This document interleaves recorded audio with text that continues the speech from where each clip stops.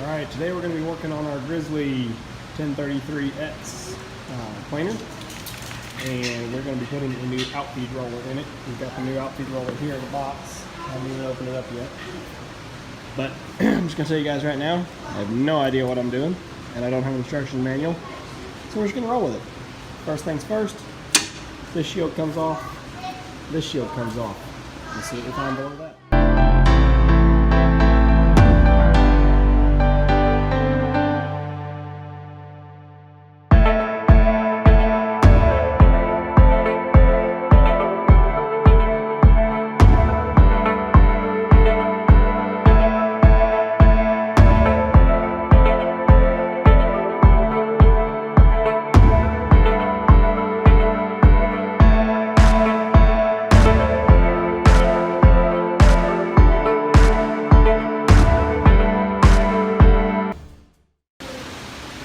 Alright, well, big change here, and I'll just tell you guys straight away, I didn't have to take that top plate off at all. I just took it off. Well, yeah, no, I didn't have to. I just took it off just because in my mind, I was used to my little old lunchbox planer that I have where you had to take the top cover off to do anything. On this one, to change the roller, you actually don't have to. It doesn't gain you access to the roller. So what we did have to take off was this plate sits right here on the end that covers the chain covers. And I'm going to show you guys, as I start putting it back together, I'm going to show you step by step so that maybe you can reverse my step by step putting it together to take it apart. But we have to take off that chain cover, and then this sprocket sits on the end of, this end of the roller. Okay, so there's our old roller out. So it sits on that end of the roller, and it just sits on a keyway. That's what actually drives your roller, and that was really, really tight. I really had to work on that sprocket, wiggling it back and forth and using some WD-40. Be very careful because this is a cast component. I don't think it's cast iron. Maybe it's shiny on the inside. But just tap it real gentle with a hammer, or if you got even a rubber mallet, but more than anything, just a little bit of WD-40 and then just working it back and forth and back and forth, and finally got it to slip off the end there. I was trying to take this chain off to give me a little more room, but I never could. I couldn't seem to get the chain off of the sprocket, even as there was a little bit of slack. The first chain, so this is the actual drive chain here, and this also drives your feed roller. Daddy, yes, dear. it's a holding pin so you can hold on. That's really pretty, baby. But the first chain to take off was actually this one. So this is your transmission, basically your speed control. So that comes from down here on your motor. And there's just this little, you got a little idler here. You just take that idler screw loose, and it lets this drop out of the way. And then you can take off this outside chain, and then you can, be able to work that sprocket to pull it off there. Other than that, the only thing that holds the actual roller simply in is there's these two bolts here. So that, now there's these two here. So they're really just this bolt, you loosen it, and then you can swing this thing over out of the way. I'm not really sure what this is. It's just kind of a keeper set screw. But if you just swing this one out of the way, and there's one on the other side, you can see it right there. Swing that one out of the way, the whole thing drops out. Once you get that sprocket off, the whole thing falls out. Now there's these two little blocks on the end, so when you pull it out, you've got this block on here. This is your tension screw block. And of course, you've got your little key. The other thing you have to do before you take these loose, take these two big screw lugs out on top. Okay, so this screws down in there, and your spring sits below it. That's how you manage the actual spring tension on that roller, so that it has a little bit of play right here. So when you're feeding stock through, it's not getting jammed up. It lets that roller squeeze just a little bit. That's what keeps the pressure down on the roller. Also, to keep pressure down on the piece. Now, looking at our piece, this is our old roller. You see nice shiny metal there. There is no sign that we can see of any rubber coating at all. I'll just give you an example. Here's the new roller. Nice black rubber. And it appears quite thick, but I don't know if that's the thickness all the way across or if there's some steel under there. But I'm going to start getting this one set up, and I'll show you guys step by step as it goes back in how it goes together. Okay, so going back together on a new roller, first we're going to put these stop blocks on. And these are actually basically your bearings as well. There is not any actual bearing in here. There's no bushing. It just sits in, this roller just sits in here. But you do have this little hole on top. And you have this screw lug is ported where that spring sits. And of course there's a little sticker right here that tells you, just drip your oil in. So you just oil this every now and then, and that's what lubricates that. And mine were a little rusty coming out on the old one, so obviously that hasn't been happening. But to do that, you don't have to do anything on this machine. When the cap and everything is on, these plugs are right there accessible. So they're right there where you need to be. Okay, so these lugs are on.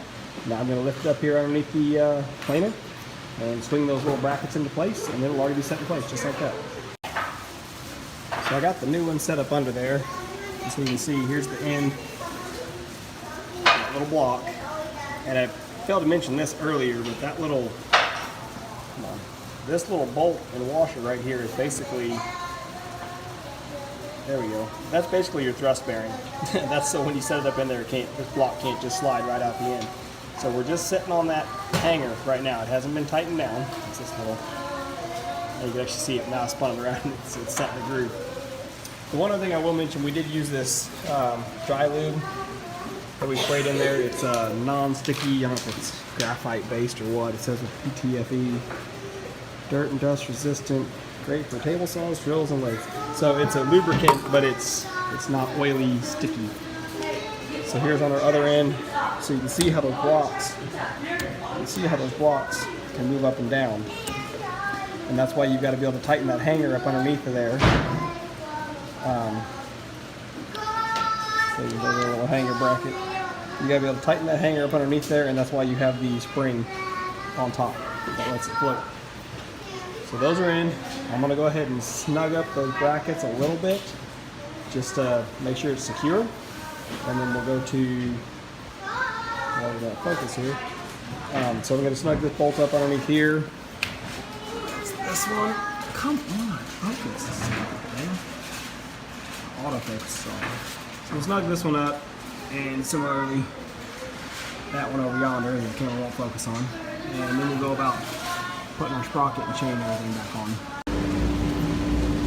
So we've set our key in here.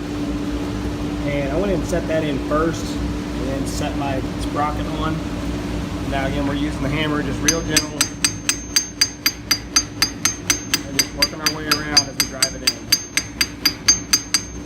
to get that set. Okay, so I think I forgot to mention this earlier, but there's an idler up here, and it just keeps tension on this drive chain between the two rollers. Break this nut loose. And really you don't even take it loose because it can swivel. The biggest thing is disconnect the spring, and you can, once you disconnect that spring, you can flip this up out of your way. Now I had it flipped up, but it kept falling down, so I went ahead and just backed that screw out and laid it up here on top, just so it was out of my way. You got to take that loose to take tension off this chain so you can slide that sprocket out. And then you put this chain back on. Now this one, somehow taking it off was easy enough, but putting it back on, I couldn't get it lined up right away. Remember, this is your speed selector, and on this particular machine, you've got high and low speed, and you've got neutral. So I shifted it to neutral so that now I can turn this thing, and I was able to start the chain on and then turn it and walk it on the rest of the way. So here's the other idler below. You see we just flip it up into position. It's got a little set screw and a slide. So you slide that up and just tightened up. And again, it's just a little, it doesn't have to be super tight, it's just there to help guide so that this chain doesn't have enough slack to where it can fall off. So we'll go ahead and get all that tightened up, and really that's it. Just putting the, gotta put these back in. Okay, so our idlers are hooked back up. Again, you can see it's not super tight on the chain, but it's just enough to take out that slack so that the chain's not going to jump off.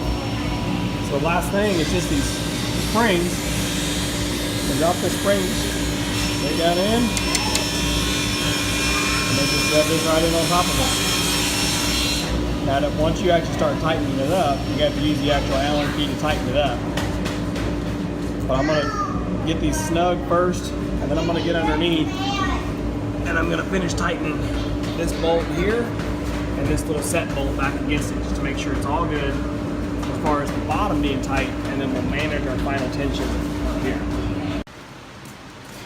Okay, so quick summary video now that you guys have kind of seen the parts and pieces. I've still got this shield off, but that's so you can see everything. So when you go to take this thing apart next time, none of this has to come off. First thing you're going to do is take that shield off. Now to get that shield off, there's just one big bolt right here in the middle of it, a big Allen head. But there's also these, get out of that, you're going to lose my screws. Stop. There's also these little metal plates here, and this one over here. Those sit on the back of that shield to protect the back of the chain here. So you have to actually reach in there and take those off. Otherwise you loosen that bolt and you can't just slide that plate straight out. So anyway, get that shield off. You can go ahead and break your idlers loose at that point. Take this bolt out, and then you should be able to slide this whole sprocket off. And then once you have the sprocket off, loosen this one off and loosen that one off. That takes the tension off of the roller. And then you reach up underneath and you loosen this bolt and the one on the other side and turn those little hangers around and let that roller fall right out. So knowing now what to do, it's very quick and simple. Make sure when you're taking things apart, you keep track of your bolts, put them somewhere that they, in order, so you remember when you go to put back together, you say, okay, I gotta find a place for this bolt. My bolt's got a little out of order, and I almost forgot to put this one in. I put that shield back on. So, oh, gee, I got a spare bolt. Where'd that come from? And I had to take that shield back off, and I was sitting there looking, and then I saw that shiny end of that roller staring at me. So, the odds of the sprocket walking off, slim, considering I had to kind of tap it on there with a hammer. But now it darn sure won't, because it's got a bolt in it. Anyway, we're going to throw the shield back on. We're going to clean up all of our tools, and we're going to run a piece of stock and see how she does. Hey, no fair. Nacha? Yeah, I don't know. You get it? There you go.